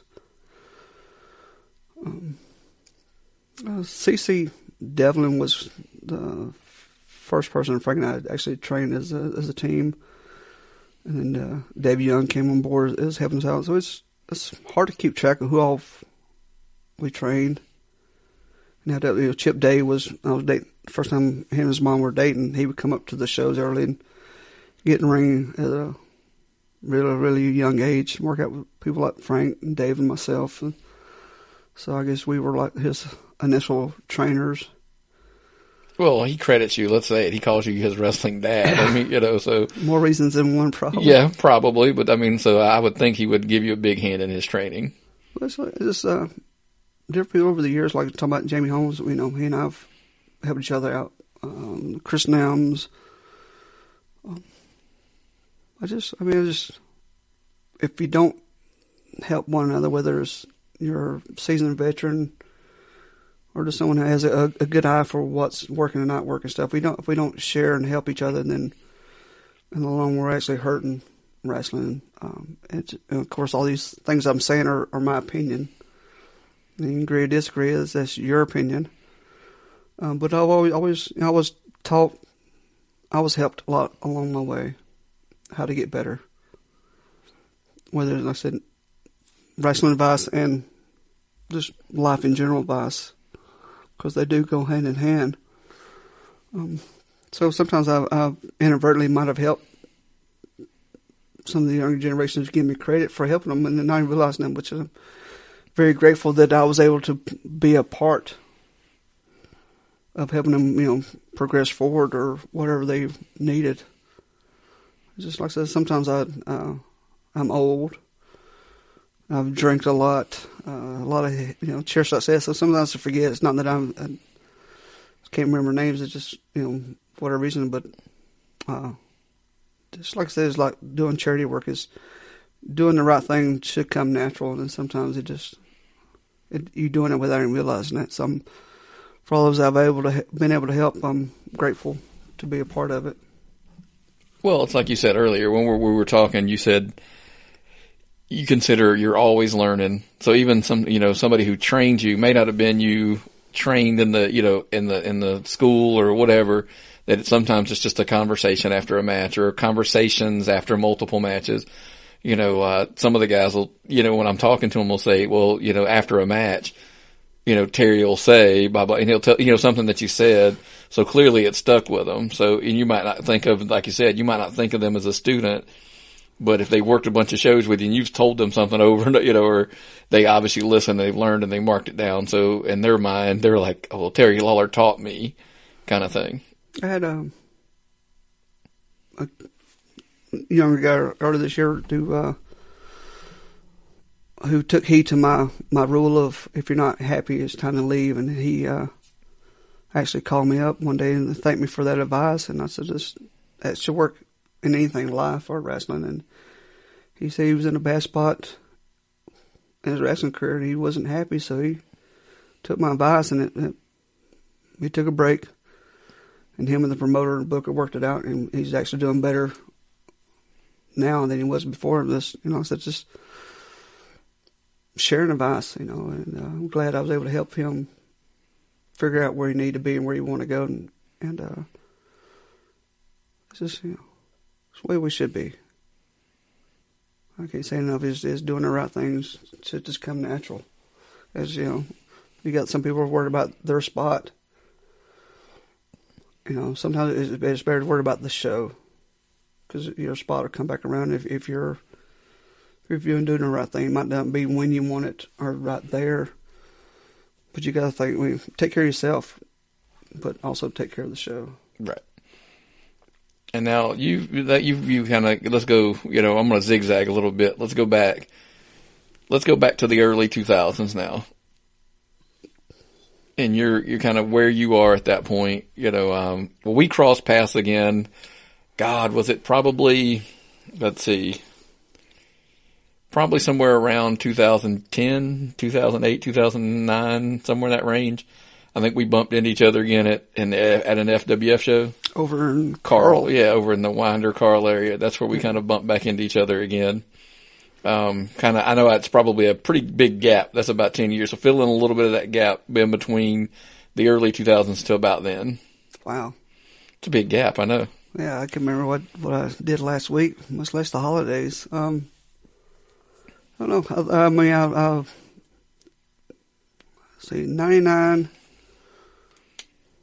I won a tournament for NWA Wildside, become the hardcore champion. At the time, I was doing that's all I was getting bookings for was hardcore stuff. It was, ECW was hot. So a lot of promotion was wanting at least one or two matches like that to appease to those crowds. And, variety on wrestling show is a good way to go, because every match is the same. It kind of all blends together. It's kind of like jazz in my book. Not that I don't like jazz. It's just not my thing. Kind of like most of my matches. Not everybody likes my matches, but hey, some people like it. So they kept me in business for 28 years. But hardcore took a toll on my body. And early part of 2000, I moved out to St. Louis for over half a year. I was living out there doing some work, non-wrestling. And I just, it's what I needed. I reset my body, gave it a break, let it heal up. And then at the same time, I reset my wrestling career, because I only took 2 bookings in that whole 6 months. And kind of got out of the book where I wasn't getting bookings as a hardcore extreme wrestler, but actually got bookings again being a real actual wrestler. So I come back and just do shows here and there, and then Phil called me up. I think it was mid 2002. Phil Hefner. He was taking over promotion in Rome. It wasn't dealers. It was a little tire shop. So he called me back. So we started working for him. And then he called me weeks or two later. So he said, got a number on there, Parris. Because we kind of, stayed with Danny for a while. And then him and David and a few other guys went to work for their promotions and, NWA, and they were all over the place. And we, not that we left on bad terms. Our careers went different directions. So we kind of lost contact. So back then we still had pagers, and I don't know if quite had everybody had cell phones at the time, but you know, it was the life of the pagers and home phones. So Phil said, I got a number. He said, would you mind having a meeting with Frank? I said, sure. So we didn't really have heat. We just kind of lost contact. You know, he went to WCW, and I was happy for him. And then that's, you know, like I said, shortly after that's when WCW sold out to WBF. So he was in developmental contract. So he got a job and pretty much, you know, took a break from wrestling himself. So we met up and IHOP in Rome. And we just kind of caught up things. I went back, you know, saw his family, hung out with them for a while like that. And it's like how many years they had been apart. It was like nothing had happened. And it was ever since then we've been like, you know, can't shake each other again. But 2002 we cranked it back up and reinvented Team Extreme, whatever version it was on at the time. And Phil was back in our corner, and we were having fun again, and all over, you know, a little bit of Georgia and Alabama and all that stuff. And then we just kind of, it just, from 2000, that was 2002. 2003, 2002 in Halloween show, it worked out where Frank had to work each other in a cage match, and the ring was pretty bad. Came pretty much off toward the top of the cage. Lost my foot and took a bad bump in the middle of the ring. You know, had that feeling like something wasn't right. It's almost like if you needed to go to a chiropractor and get your back adjusted between your shoulder blades. Went to one specialist, and she kept on saying it's just a pull muscle or kept on shaking it off. And so I kept on wrestling because she knew that was what I was doing. So she knew what the odds are against me for getting my body beat up. So she kept saying it was just this and take this for it and do that. And I just kept on wrestling for a while. And then I finally just went to over her head and went to a different specialist. And took x-rays, and he came back in cussing. It's hard to get the point across without having a visual. But it's like if you take your thumb, wrap your other thumb around and cock your thumb like a 90-degree angle. He said that's what my spine was. It broke my back between the shoulder blades. So that was a big blow in early 2003. I did one more easy match. Just so I could ride into the storylines where I left town for a while.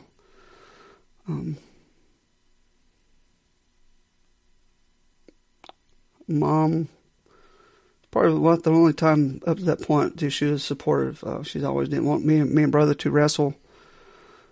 So I called her and told her what the doctor said, and she said, "We'll pray, and you'll be back in the ring before you know it." So moms are always right. Everybody knows that. Went back to the doctor. God, how many months it had been? The doctor took more x-rays. Put them on the board, throwing them up, looking at them, pulling them back down, throwing more up, checking to make sure that it was my file. Called the nurse, had her re-verify that those were the correct x-rays and everything else stuff. And he said medically he couldn't explain what had happened. He said, whoever I've been talking to, he said, keep talking to that person. He said, because it was like unexplainable miracle that the back had fixed itself in record time. In his professional medical opinion, he couldn't explain how it happened. So I guess, like I said, moms are always right. Mm. And so later on, you had a good end with somebody who got it fixed for you. Exactly. So later in 2003, I was back in kicking chicken, and I think we were doing Saturday night shows. And they was flipping it back to a Friday night show, and it just didn't work in my schedule. So me and Dusty Dotson worked it in where we storyline we leave town. Eric Parris took over the books, run shows. So that was kind of, I was out just doing spot shows here and there because I couldn't do the Rome shows.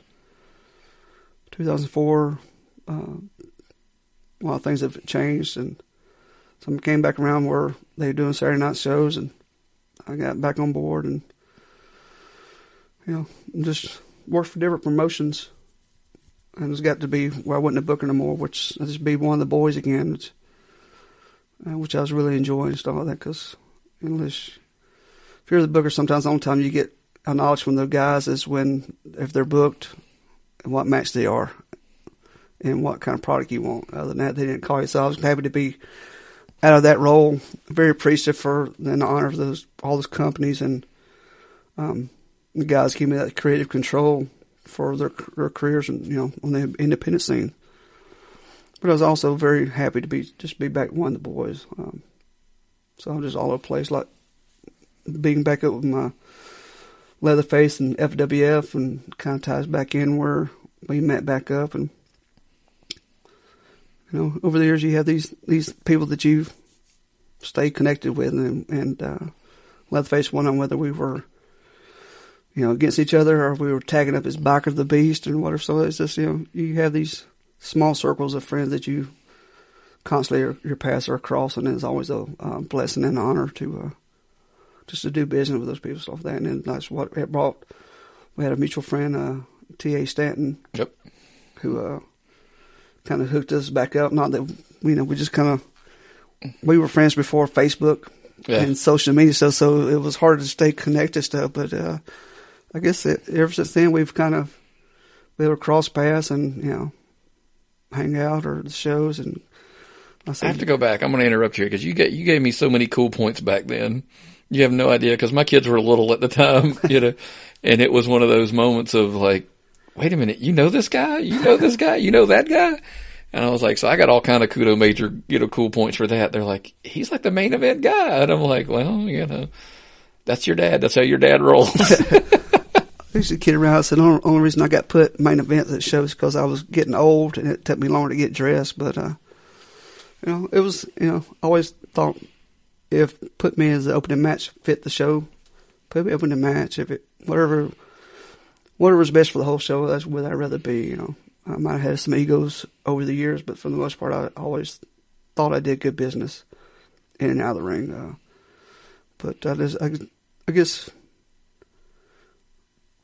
everybody sees me in a different spot than I see myself. I just see myself as the person who's been lucky for 28 years to have a constant booking in good spots, and then just have a good relationship with pretty much most everybody in general, fans and wrestlers and all that. So like I said, for 20 years I've been lucky a lot and run across some cool people and reconnected with people like yourself and people from my childhood.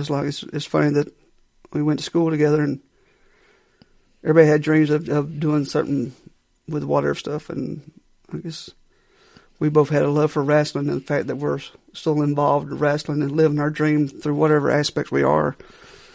A lot of those people you can go with, have class reunions with, they're not saying they're miserable, but they just didn't fulfill their dreams. And so that's a list. I'm off the list that's going to stay unchecked, and look for us, we able to check ours off and still enjoy it. Oh yeah. And then in this business, it's, relationships, bonds. We've talked about it 100 times about just some of the people you come across and how nice, some people can be. And we'll get to there too. But it's just, even back then and what you're talking about on the FWF card where they would put you, or any promotion for that matter, would you say that's one of your strengths? I mean, they could put you on the opening match. They could put you in the middle. They could put you in the main event. I mean, it was like, if you've got a Terry Lawler on the card, it's like, okay, we need him here. I mean, how golden is that for when you've got a wrestler like that you can put them anywhere on the card and it works? For booker wise, it makes your job easy. And like I said, I never thought I was that great. I was just, I guess, versatile. I could, like a comedian, I could adapt enough to get through the match and make it look, good to a degree. That just goes back to all the people that had a hand in my training or my upbringing. All the wrestling elders, is like I like to call them, who say, hey, don't do this, do this. Like I said, they help me, so therefore I feel obligated to help others. And like I said, we mentioned earlier, it's easy to talk bad about someone or get on Facebook now or social media and blast someone for sucking and, this doesn't go good or they blah, blah. And when in reality, they should be helping that person to get better. Don't talk about them, talk to them. Because if they don't, then they're just as bad as that person holding the sport back or putting a black eye. So do the right thing. It's not that hard. And then, would that be one of the things that you pride? Would you sit in a locker room sometimes and see a guy who a lot of people might sit there and go like, he doesn't have it. Would you ever look at a guy and go, I bet I could do something with him? I mean, I just, if it's just one piece of advice, you don't have to write a whole book for people. If you just give them a small piece of, try this, just that one small step is like baby steps. You're not going to teach someone how to run a marathon right off the bat. There's a lot of conditioning and all that. So if you just give them that one little piece of advice that help them to the next step. Well, I meant even in the ring, a lot of people are like, "Oh, I don't want to work with him. He's not good." But you're like, "Oh, but I could do something with this guy. I mean, I can get him over." Yeah, I mean, it's sometimes the challenge is what we all need in life to keep things fresh for us and for the fans. So there's been times that I've opted to take that spot. Hey, I'll do it. Nobody else does. Like early on, like my rookie year. The main event was supposed to be a barbed wire match. And the person decided they didn't want to show up. I'm like, I'll take that spot. Nobody else wants it. You don't know what's going to work until you actually try it. And the same thing with when trying to help someone to get better. You never know until you try or offer that advice. If they don't want to learn from it, it's on them. At least you're doing the part to try to help out. And then if that person doesn't want to help themselves, then maybe we need to help them get out. And like the old saying goes, it's time for them to start buying tickets again instead of trying to sell tickets. Is there one guy you remember in the locker room thinking, I can do something with this guy when nobody else did? I'm sure a lot of people thought that was me. But I don't know. It's hard to say. I've always just tried to give, I don't know. That's a tough question. Right now I'm going to say nobody's coming to mind, but later down the interview, how I'm real fidgety and jump around, so I may jump back and go like, what, there was this time that there was this guy in the locker room. ADD moment might catch up with me where I say, well, yeah, that's this person here. The other thing that I was going to ask you is, like I said, so that's kind of that FWF era. We're kind of starting to break into 2010, 2000, on the backside here. Kind of talk about the end, kind of like leading in that last 5-10 years of your career. Where were you heading? What were you, was it now you're in the back half and you're just thinking, this is just for fun now. This is, you're just having a good time with it. And that's kind of where you're thinking. Yeah, it was, I guess probably around that time the body started talking more loudly than it has been.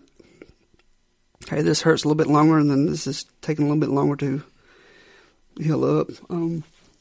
So yeah, I guess wasn't trying to advance myself because I was getting to that age where there's a lot of younger guys and a lot of faster guys out there.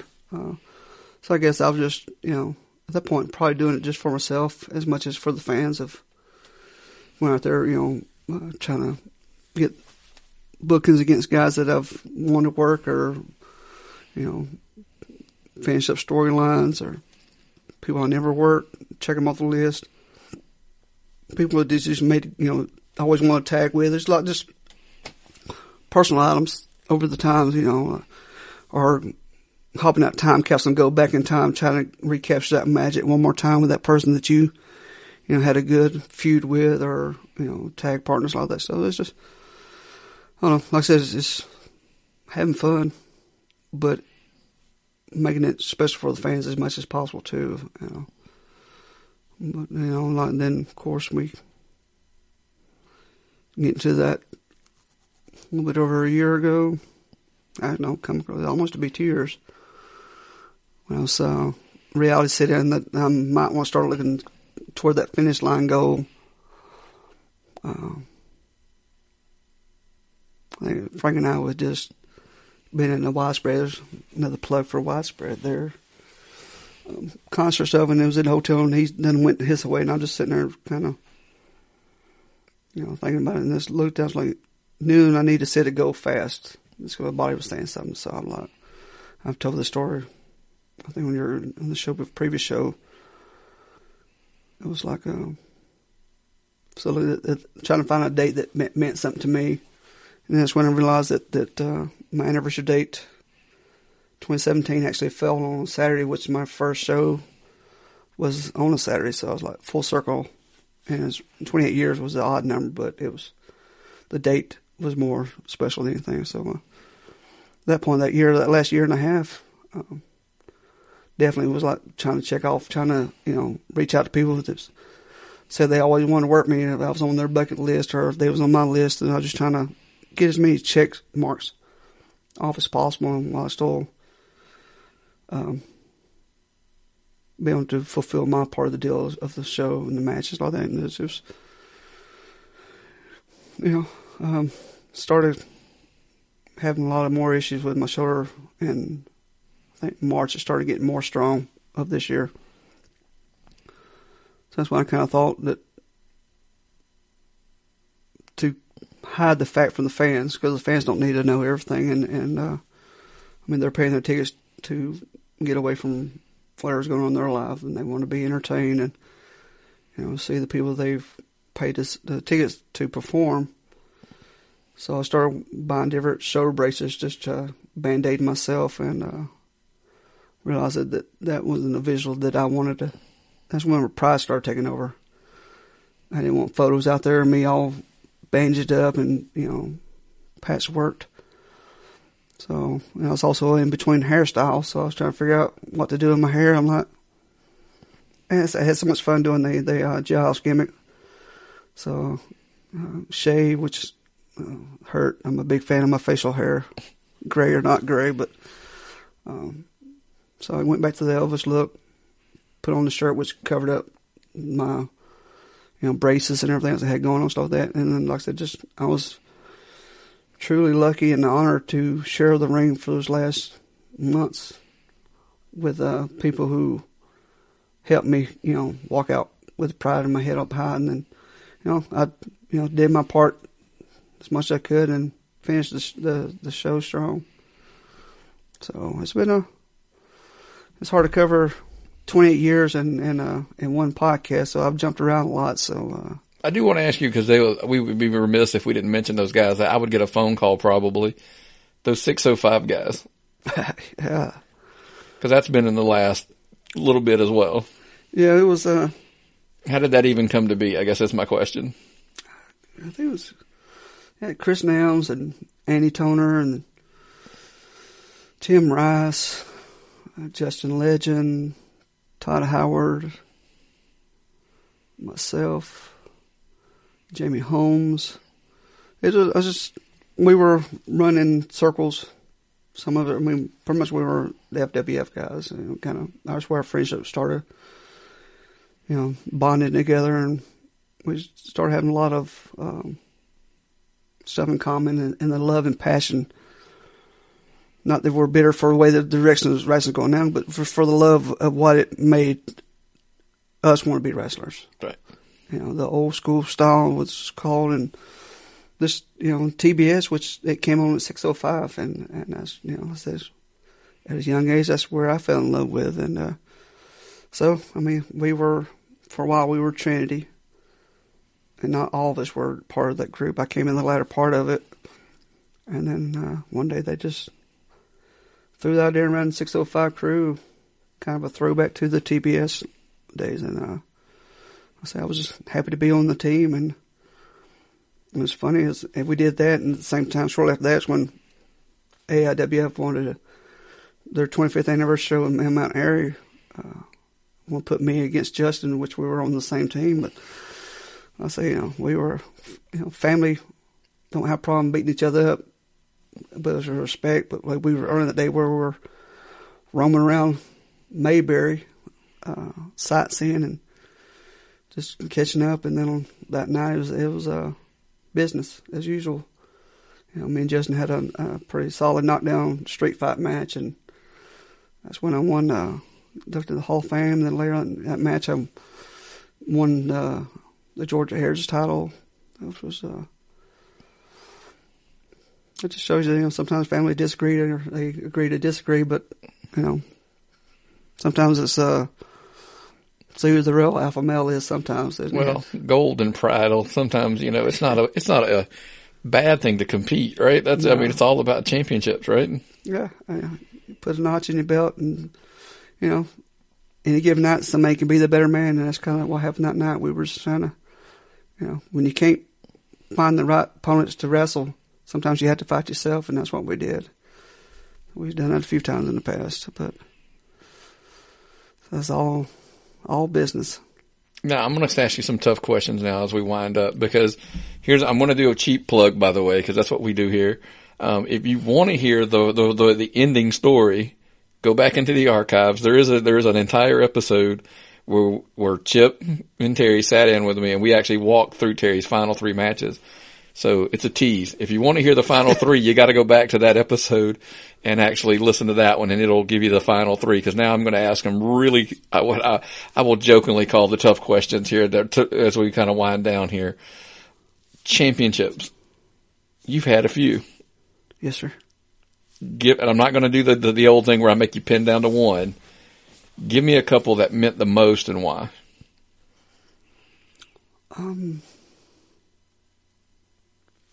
I guess the one that stands up the most was the NCW was doing a transition and starting to team up, become NWA Wildside, and they were doing a hardcore tournament. And I got put in that stuff and actually won it. So it was a first ever NCW hardcore champion. I guess that had a lot of meaning because it was the first ever. 2, it was my small claim to fame of being in, I guess, NWA history, which depends, I guess, who's writing it up or what page you go to, that some of them don't acknowledge that division of the hardcore. But that was one of them. And then bringing it all back full circle, I was the last belt I held was for the NCW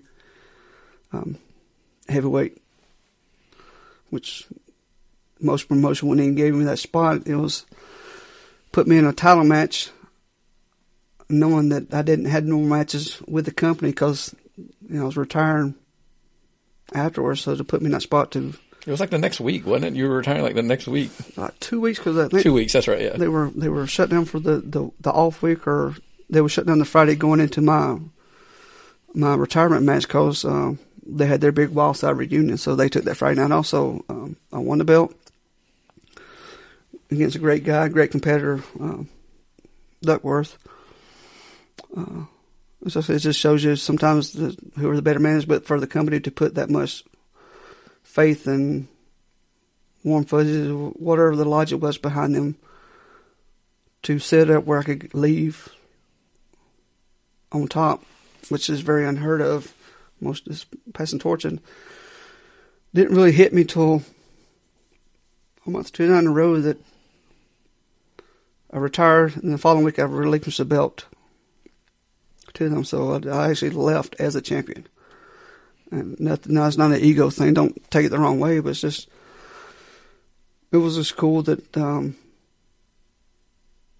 people like Rick and Nigel and Ken and those guys that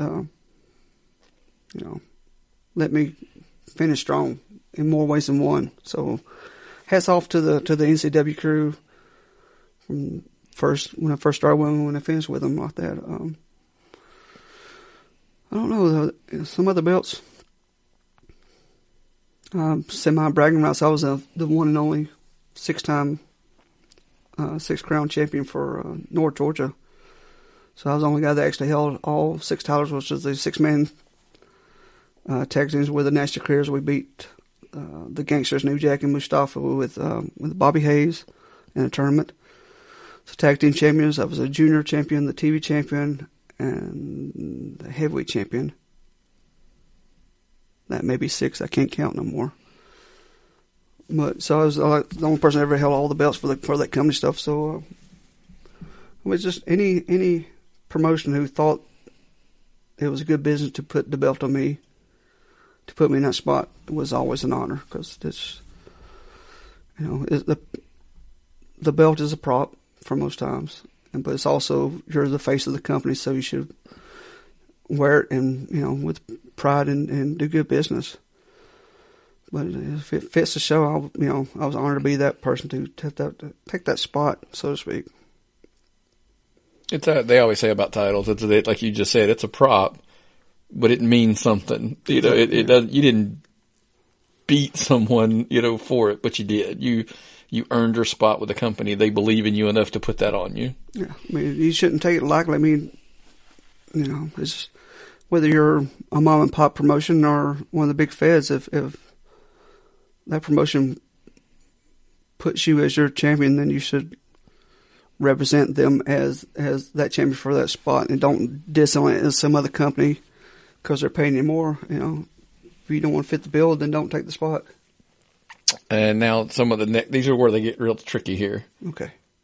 Give me a couple, again, matches that stand out in your mind. Like if you sat back and somebody said, think about your career, because they always happen. Which matches pop into your head? Always had good matches with Davey Young. We were always able to bring out the best and worst each other sometimes. And of course, sometimes some of the best matches is people that you've tagged with, because their styles and what works. So me and Frank's had some good matches. Of course, me and my brothers had some good matches.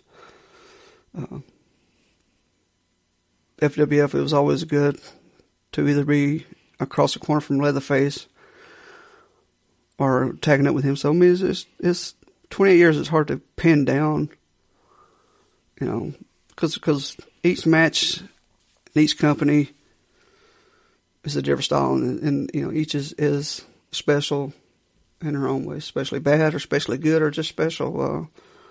So to point fingers in people's directions is a hard call.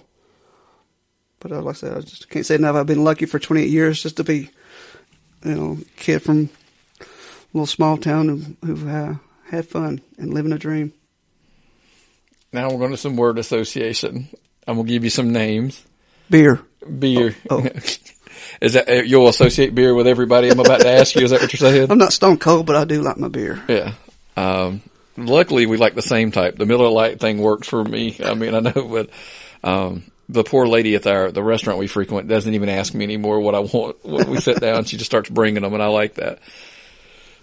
Some of these names a lot of people are going to recognize off the top of the head, obviously, but some of them they may not. But they always come up when I have conversations with you or even with Frank and stuff, talking about y'all's careers and stuff like that. But first I'm going to start off with one that we talked about off air, because he always gets a crazy rap on the internet. Let's start off with Disco Inferno. You call him Glenn, obviously, but Disco? Talks a lot. Constantly talked. Back when we were training, he was always just rambling, mumbling, just stories to the point where you just kind of tune him out, but he was always talking crazy ideas, and sometimes they paid off, sometimes they didn't. Like I said, we was talking off air that he was talking about wanting to do the Disco Inferno gimmick, and people thought it was stupid. He proved a lot of people wrong when he got that contract and was on WCW and doing his thing the way he wanted to do it. So, but word association talks a lot. Frankie Parris. Oh, Frank. He's my little brother. He talked a lot then, but not as much as Glenn did. But he's I think we've been good for each other in wrestling and out of wrestling. But I guess the main word associated would be family. You going to leave me to Chip Day? He falls in the family category too. happy with the person he's become in and out of the ring. That's just, he was been there. We've been in each other's lives for the majority of, but means a lot to me. Like I said, we've helped each other like anybody. Like I was, Bear mentioned, we're a family. We help each other in and out of the ring. It's not just personal goals or gains or like that. It's just we actually help each other. So, yeah, there's probably be a lot of people that falls in that category of we're association of family. And he's definitely one of them. I'm gonna ask you one that this is the one we talk about, like David Young. Yeah. Asshole. I'm just kidding. That's it. No, like I said, wow.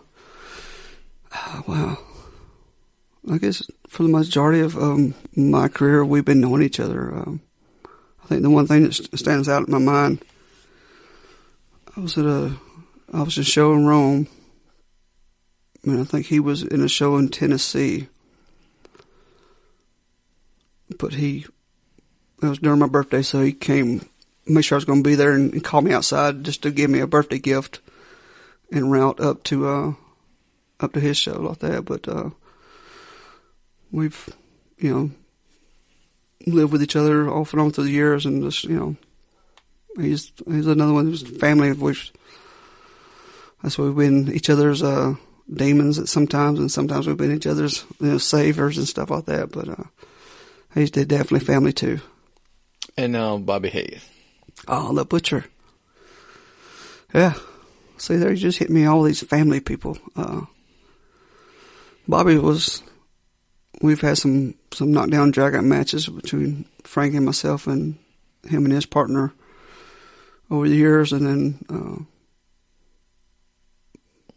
we stayed friends beyond the wrestling ring, hung out, went to concerts, drunk beer. There we go. Got my beer plug in. It's just during my booking, I was doing a lot of bookings. A lot of these guys gave me,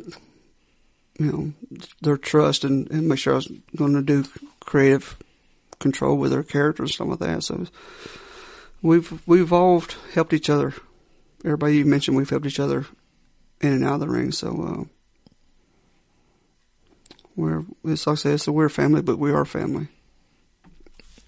Murder One.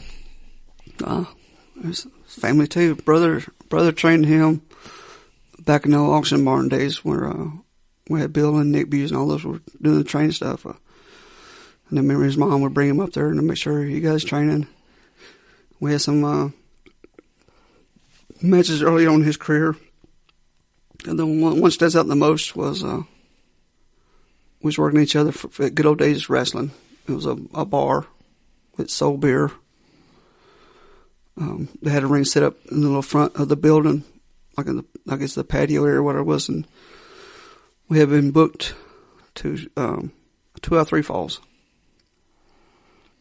And during the first match, my kneecap dislocated to the outside of my left leg, and I grabbed it and palmed it real fast and put it back in place, which it hurt more going in than it did going out. But we hadn't even made it to the first fall yet. So I think I casually was able to, with his assistant, get up to the top rope just to fall down for a crossbody, just get that first pin in the first fall. And he helped me get through the next 2 falls to, fulfill my booking obligations and the match wise. But I said we've, been in each other's lives off and on through the years too. So he calls me Unc all the time. So just family. Now, I would be remiss if I didn't ask, because I'm total. By the way, for anybody who calls me a Mark, absolutely, I'll buy that. I know you passed, you crossed paths, easy for me to say, with my childhood idol, Dusty Rhodes. Yeah, it was an honor to work for Dusty. I was during that time I mentioned in 2000, I was living in St. Louis, and I fly back a few times. And a dear friend who's no longer with us, Susan Meeks, was running the front office for Dusty. Paychecks and, calling all the guys for bookings. And she picked me up from the airport one day. We got a speeding ticket, so she blames me for it somehow. I never did figure out why I was the cause of her left foot. But I was going to take her out for lunch to Red Lobster, but she wanted to stop by her office to meet her boss. I didn't know who she was talking about. So we pulled in and over just right outside of Marietta. I think I bumped into Ray Lloyd, which I've been knowing him for some years. It was nice to catch up with him. And then she goes, "Oh, by the way, here's my boss." And turned and looked, and there was Dusty. Of course, I marked out. Got a picture made with him, chit-chat for a while. So I knew brother had been doing some work for him.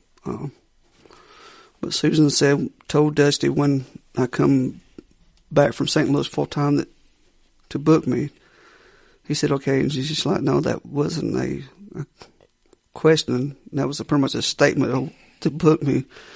So, because of Susan, was able to get some work for Dusty when it first Turnbuckle Championship Wrestling. So it was one of the people that, it's a cool thing about wrestling is sometimes your heroes sometimes become, good acquaintances or best friends. And, so 20 years I've been lucky enough to do that. And one Dusty story wasn't even on the show. It was, I won't say maybe 4th of July or something like that, but it was given back to the fans. So Dusty's out back at the Carrollton VFW flipping burgers and dogs, and I'm just chit-chatting with him, and somebody told me, "You're up next, Dream." So he's like, "Here you go, kid." Hand me the tongs and the spatula and told me to take over the cooking. So he got hot tagged me into the grill. So I took over cooking for the fans, but it was, pretty cool to say I knew the Dream on that small of a level, but I say it's been a cool 28 years. Go 2 more, because I know what they mean. 1, I'm going to start off with Wrestling 2. When you said 2 more, I figured that was going to come in there somewhere. 2 was he was a guy that made me want to be a pro wrestler. I said, I always, when we act out, I always looked at myself as wrestling too. So just to spend quality time over the years with him has been an honor and a privilege, and is proving point. Sometimes your heroes becomes, more than just that. They've become good friends. And actually, I just talked to Wrestling 2 yesterday from Hawaii. So we were playing phone tag for the holidays, and he finally got me. But we was, honored to do that Wrestling 2 Classic a couple years back in Kennesaw, just to show how much he is loved and appreciated. And, to head up that committee for that one was a big notch and an honor in my book. But I guess the word association you want to look for him would have been a hero. And last but not least, because you knew I was going to save it for the end, you called him brother all show, so let's give him a name. Let's go with the Brawler himself, Steve Lawler. That's it. Well, since this may be possibly a family show, I'll keep it to a PG rating. I'm just kidding. He was one of my heroes too. I looked at him in and out of wrestling, like most people do. You don't always agree with things that happen or what they do, but in the line, they're still a family. But it had not been from him